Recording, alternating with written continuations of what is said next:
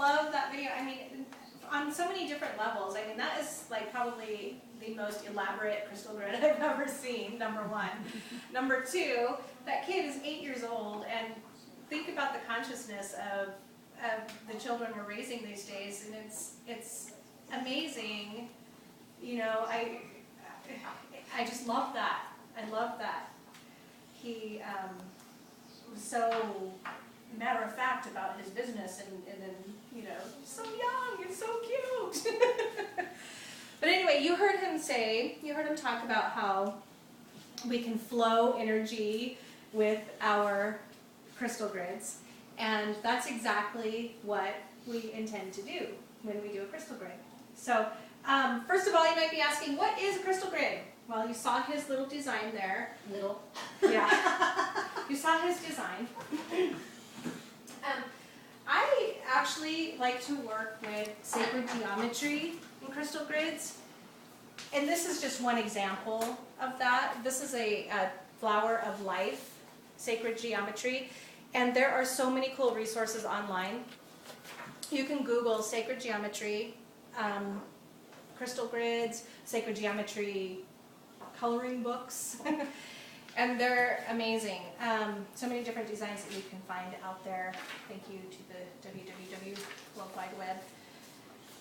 But that's where I got this. I just Googled it, the flower of life, and this image popped up. And I recommend that you guys do the same if you want to work with this concept. Now, the thing about this flower of life, sacred geometry, what makes it so sacred is the fact that it's an ongoing, it's a never-ending flow of energy.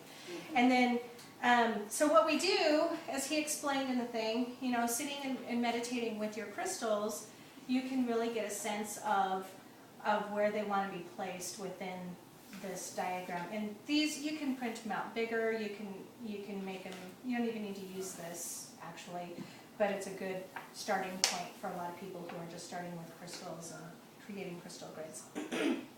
So here's your little template, okay? And this is something also I want to mention too. Hibiscus Moon Crystal Academy online is an excellent resource.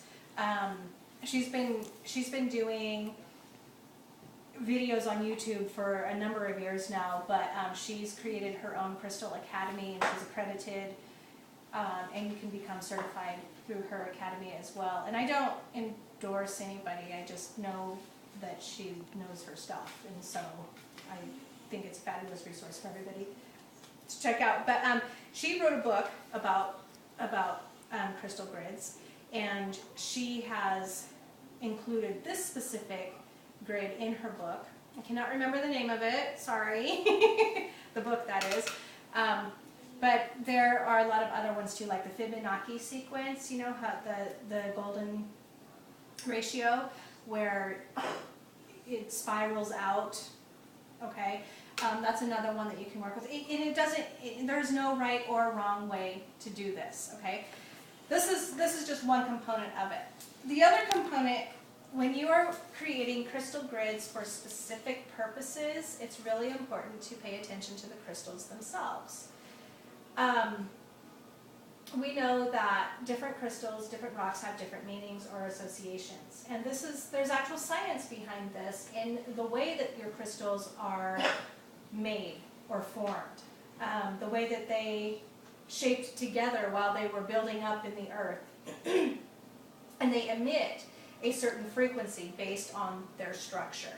So like you were using rose quartz, for instance.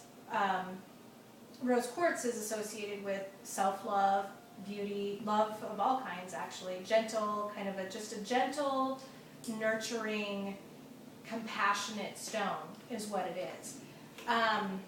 Its composition is rather different than tourmaline, which is, rose quartz is a quartz, so it's got the points and whatnots on it, but tourmaline is more of a, and I'm sorry, I don't know the scientific names for these, but tourmaline is more of a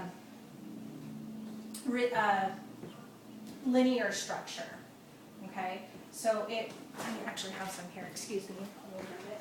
I should have grabbed all the way down. I keep tourmaline with me. I took it with me when took with me through the airports and stuff, because airports freak me out. But anyway, you can see how the structure of the stone is more linear, you know, up and down, whereas a quartz has like the pyramid kind of structure to it.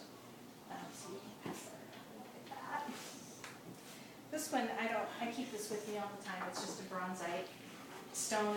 It's not really a crystal. But I like this shape, the outer shape. Okay, so anyway, so in creating your crystal grids, you can choose, you want to think about your design, or that can come later.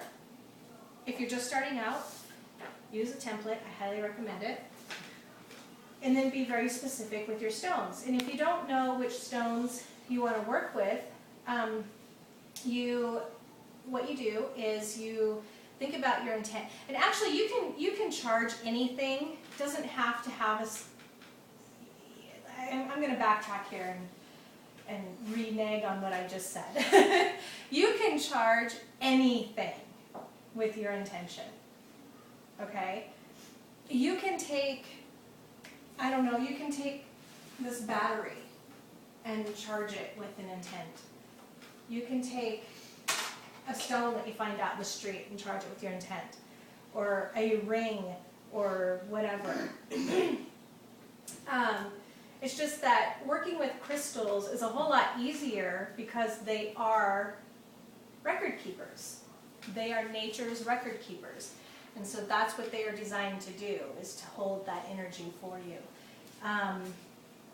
So that's why we work with the crystals. So anyway, thinking about your intent, what it is that you intend to bring about into your awareness, into your life, whatever it is. From there, say that I am looking at, I want to create a crystal grid for love, okay? So I would choose stones that match that vibration that I'm trying to bring about. Rose quartz being one of them. Maybe clear crystal being another. Aquamarine is another gentle, kind of compassionate stone. You know, and you can find out what these different meanings are simply, you know, going online and researching. But a lot of it too comes by way of meditation. Sitting with your stones and meditating, like the little boy said, placing your fingers on the keys and listening to what the stones are saying. And I think, you know, some people are probably watching that video and just going, bah, ha, ha, you know, whatever. But there is truth in his statement. The more we can sit and go within in meditation and quiet those external voices that tell us, yes, you can hear this, or you shouldn't be able to hear that, or whatever, and go within and be silent and still, you begin to you pick those messages up. And it's not just crystals, it's everything. It's herbs, it's plants, it's birds, it's everything in nature. And it's a pretty amazing thing when it happens. So anyhow, working with your intent, choosing your crystals that are associated with that specific intention, you can bring about a desired outcome, because what happens is you begin to flow that specific frequency, flow that energy out into the universe. And like he said, that kid is a whiz. Like he said, it builds up and it's working on the energetic level. This energy is going out. A very interesting thing, recently within the last 10 years, scientists have discovered that the heart has a brain of its own, so to speak. The heart is a muscle in our body, as we all know. But, you know, think about our language that we've used over the years.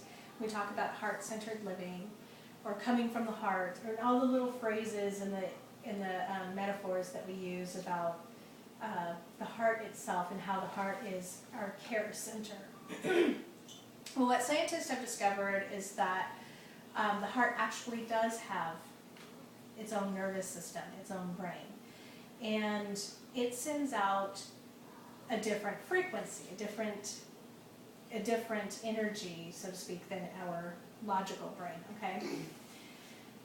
And what happens is on this energetic level, it's creating this energy torus that is an energy field around us.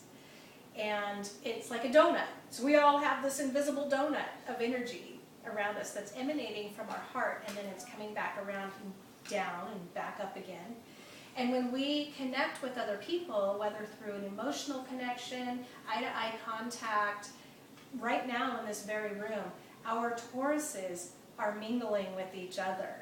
And so this is why we talk about protecting yourself on the energetic level. This is why we talk about how important it is to, when making friends, to have that eye-to-eye contact, to have that physical contact, because it all works together.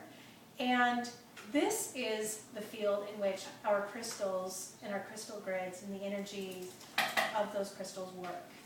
That's the part that it works on. And like I said earlier, with anything that happens on the energetic level, eventually trickles down into the physical level.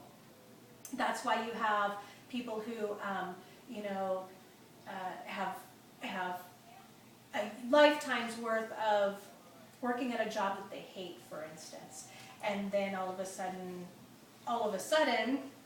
it accumulates in that energetic level. They hate their job, and then they have like a solar plexus chakra issue, which manifests into a physical issue, which is, maybe weight gain in the stomach, or weakened abdomens, or not being able to speak their truth, and so they have laryngitis, or, whatever the case may be. So think about those things, how they work on the energetic level. They trickle down into the physical, and once they make it to the physical, it's been there for a very long time.